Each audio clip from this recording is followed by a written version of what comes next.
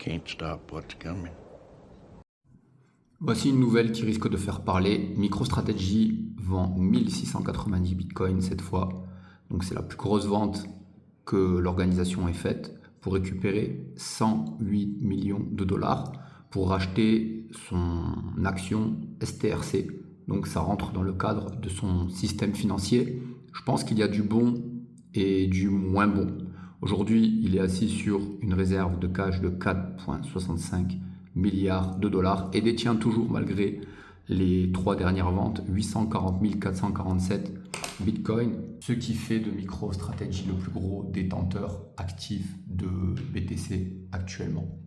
On va continuer à regarder les informations que divulgue cet article. Donc, Strategy détient la plus grande trésorerie de Bitcoin, donc 1690 Bitcoin pour 108, quasiment 109 millions de dollars, et ça a été fait au début du mois, entre le 3 et le 9 août. Donc ça a été fait la semaine dernière, et quand on est une grande entreprise aux États-Unis, on se doit de déclarer les achats et les ventes pour plus de transparence, mais il y a toujours un différé entre l'action et le moment où c'est dévoilé au grand public. Donc Strategy a utilisé donc le produit de la vente pour acheter un total de 1,15 million de ses propres actions, certainement pour pas faire couler le prix de l'action qui se porte pas très bien. On était quasiment à 200 dollars, on est à moitié moins. Ah non, même on était à 546 dollars.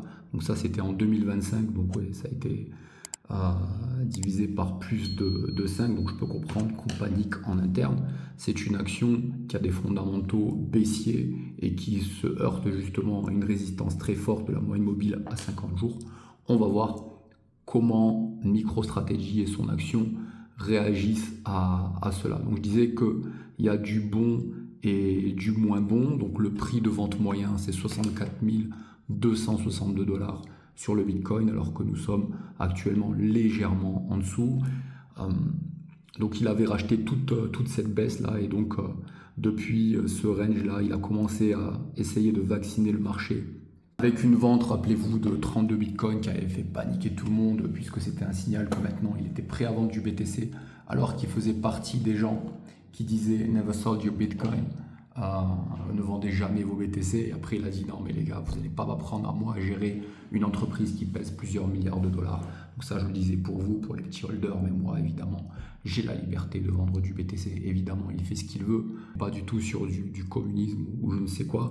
Après les promesses n'engagent que ceux qui les croient, et c'est très très vrai, surtout sur les marchés, et encore plus vrai sur les crypto-monnaies.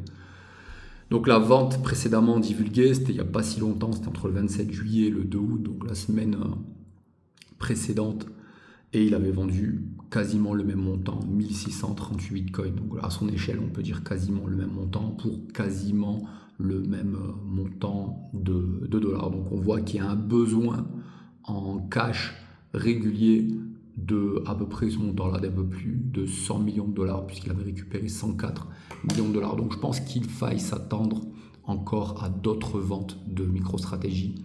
Et je pense qu'un portefeuille qui détient 800 000 et qui veut se rapprocher des 1 million de Bitcoin de Satoshi Nakamoto, 1 million sur les 21 millions possibles, c'est une très grosse partie de tous les BTC qui seront libérés sur le marché. Et je pense que c'est mieux pour la décentralisation d'avoir plus de portefeuilles avec moins de Bitcoin que peu de portefeuilles avec beaucoup de Bitcoin pour la réussite du projet et des fondamentaux.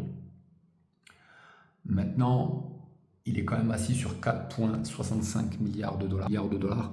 Et si jamais on avait encore une dernière jambe baissière ici sur Bitcoin, celle que j'attends aux 40 000 dollars,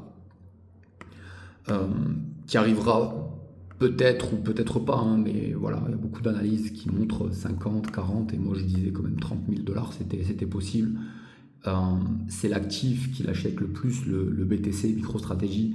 Imaginez-vous, ça serait peut-être le détonateur qui ferait pumper le Bitcoin en achetant pour plusieurs centaines de millions de dollars d'un coup, comme ça, et régulièrement, du BTC, quand on a autant de cash, quand on vend à 64, 60, etc. Et s'il rachète à 50, 40, c'est absolument énorme et tout le monde va dire que c'est un génie. Alors moi, j'en ai absolument rien à faire, je suis totalement neutre dans cette histoire.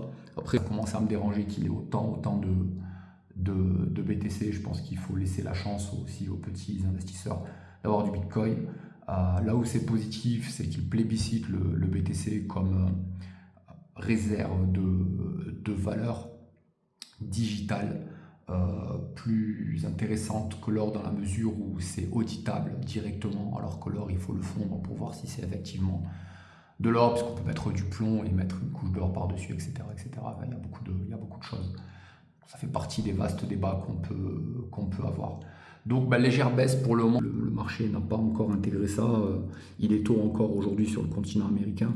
Donc, je pense que quand le marché va voir ça, on peut s'attendre à une petite baisse. Et en tout cas, moi, je m'attends à un range très, très ennuyant. Qu'est-ce qui se passe en général au mois d'août? Donc, le mois d'août, c'est la colonne qui est ici. On voit que c'est à dominance rouge. On est encore très loin du halving, 1 an et plus de 200 jours. Donc pour racheter 6 mois avant le halving, voilà, le chemin est encore long, le marché est ennuyant, j'ai aucune position de trade actuellement. Bon, pour le moment, voilà, il n'y a pas grand chose à dire. L'Ethereum qui se rapproche des 1900 $, pourquoi pas. Voilà, il n'y a rien qui s'active. Donc quel niveau j'attends, moi, pourquoi pas pour rentrer en trade. On va regarder surtout le BTC, pourquoi pas l'Ethereum. Donc le niveau que j'attends, selon l'indicateur ici, donc c'est casser les 58 000 à la baisse, ou alors continuer ce range et ce niveau d'entrée de trade pour un short pourrait légèrement remonter. Donc il se passe pas grand chose. Ensuite sur l'Ethereum, le niveau attendu pour rentrer en short, c'est les 1571. On n'y est pas encore, voilà, il y a beaucoup de chemin. Là on voit que le Bitcoin, si on revient sur les fondamentaux des moyennes mobiles qui sont vraiment les gros indicateurs qui donnent le là, voilà, il a réussi à passer au-dessus de la moyenne mobile à 50 jours, c'est pas mal. Donc je pense qu'il va naviguer entre ces deux choses pour choisir de faire une dernière jambe baissière ou alors se montrer largement haussier. J'ai dit sur la vidéo précédente ce que je ferais si jamais j'atteins pas mes cibles baissières. Ce qui est sûr, c'est qu'il faut protéger le capital. Maintenant, il y a beaucoup plus de gens qui sont longs. On a 57% de personnes qui sont longues là sur les trades en cours.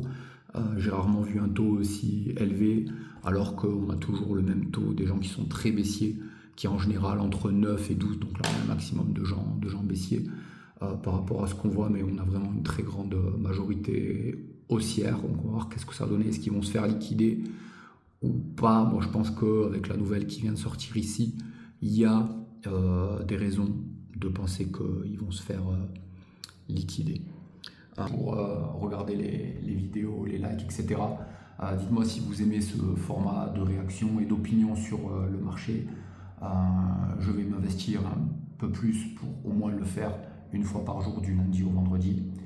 N'oublie pas de liker la vidéo et s'abonner à la chaîne, ça me donne vraiment de la force et de la motivation pour continuer ce genre de format. Prochaine vidéo sur le trading, ce sera le ratio gain-risque. Ne manquez pas cette playlist pour comprendre le trading et apprendre les bases. Et surtout, n'oubliez pas de construire votre plan, de le suivre contre toute tempête, de ne jamais abandonner, car c'est avec la persévérance que vous atteindrez le succès. Je vous dis à très bientôt. Ciao.